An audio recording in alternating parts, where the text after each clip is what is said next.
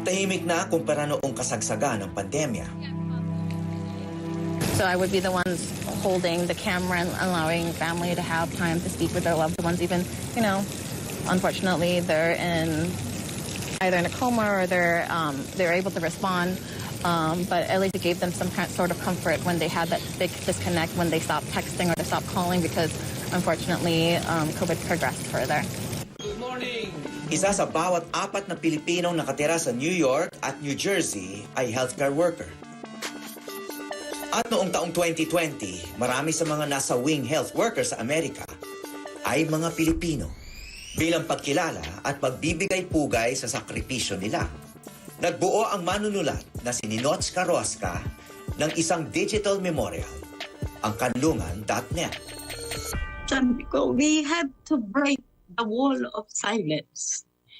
Kasi alam ko na mabigat yung rate of death among the Filipino healthcare workers. Consider now, I think ilang percent lang ba, not even 10% ang Filipino dito sa healthcare industry ng US.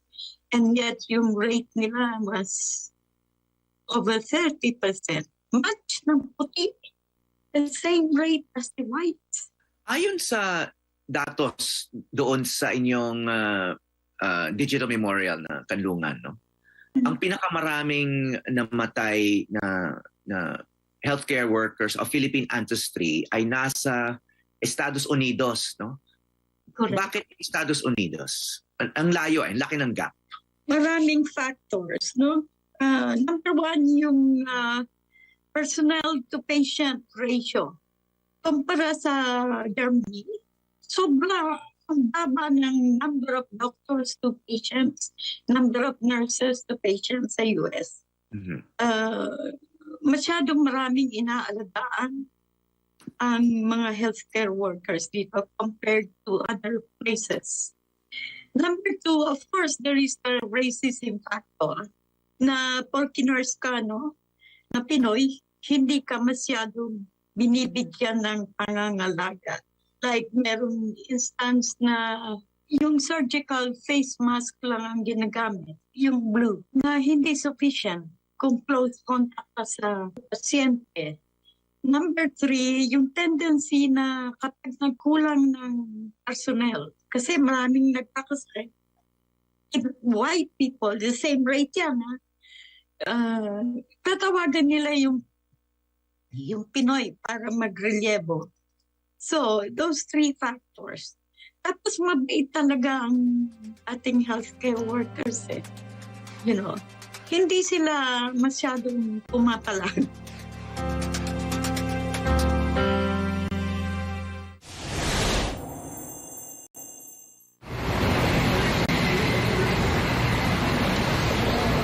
Sa New York, hindi lang pagod at banta ng sakit ang kinahaharap ng mga Pilipino.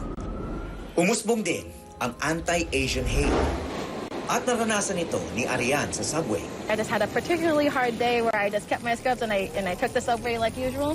Unfortunately, an individual followed me and started to say slurs and mentioned that I'm making a profit somehow from COVID and that he wanted to take my cell phone. He said, I deserve this after all, and then targeting it towards, also kind of race too, because at that time, I did take off my N95, but because it's, after working 13 hours, I kind of, walking to the subway, if you're separated and you're maintaining social distancing, you could have your mask off for a little bit. But I guess he caught a glimpse of my face, and then he called me you can't even be a good in chick, you're dark, and weird things. It was all derogatory. Mula noon, umiwas ng sumakay ng subway si Arian.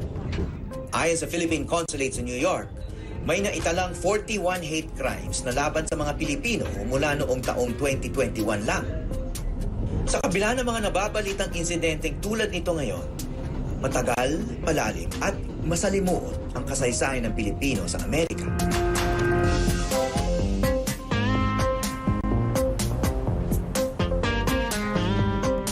Bago pa tayo sinakop ng Amerika, may ilang Pilipino nang nakapunta roon.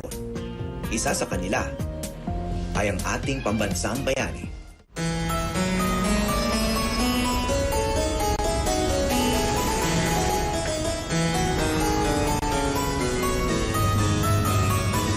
Sa modernong panahon, Amerika ang isa sa pangunahing destinasyon ng mga Pilipinong nangangarap mangibang bansa. Ngunit hindi alam ng marami hanggang dito ay nakarating si Jose Rizal noong taong 1888. Mahigit 10 taon bago tayo sinakop ng Amerika. You know, he wanted to see what this was all about. Is colonialism worth it? Is United States colonialism a good thing?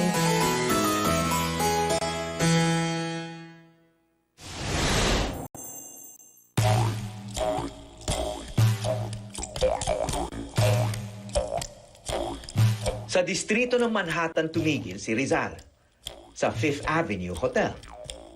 Mula noon hanggang ngayon, itinuturing itong mayamang bahagi ng New York.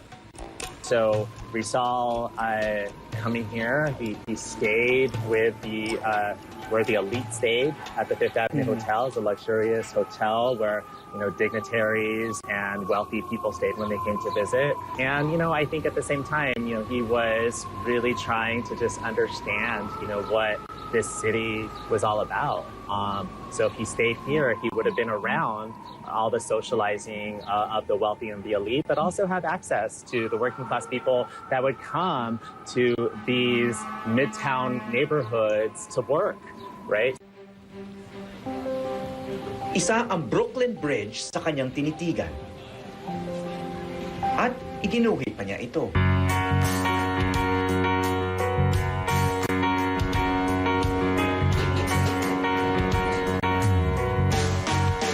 You know, it's based on what he wrote. It seems like he was impressed in some ways and sort of unimpressed in other ways. Unimpressed. Yeah, you know, like he was here for 3 days, and in his journal he just wrote a few pages about his experiences. You know, he wrote about, like, you know, some of the monuments that he had seen. Noong panahon ni Rizal, napakahirap makapunta sa Amerika.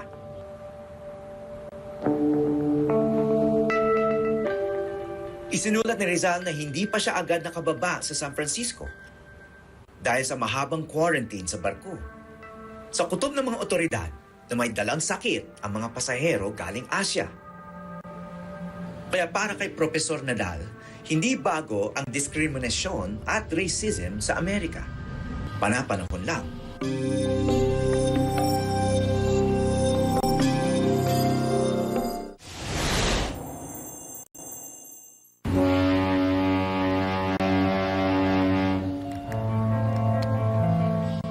Nakalulula ang dami ng lahi, kultura, Since then, those relationships have been poisoned at nangyayari sa New York. by hatred, and up to us now. Hahanapin mo talaga ang sarili mong komunidad dito.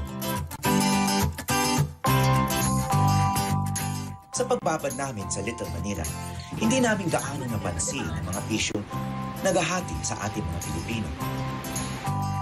Naramdaman namin na mas nangibabaw ang malasakit ng mga Pilipinong nagsakripisyo para sa kapwa sa kasagsagan ng malawakang krisis.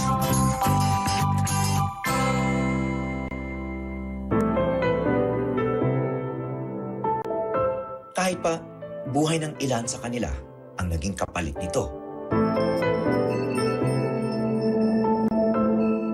Tama mo rin ang pagbubuklod at pagtutulungan ng mga Pinoy at ang pagsusulong ng pangarap na magkaroon tayo ng sariling atin. Kahit malayo sa inang bayan.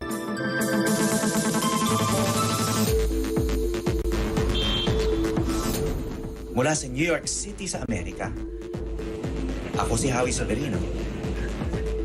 At ito ang Eyewitness.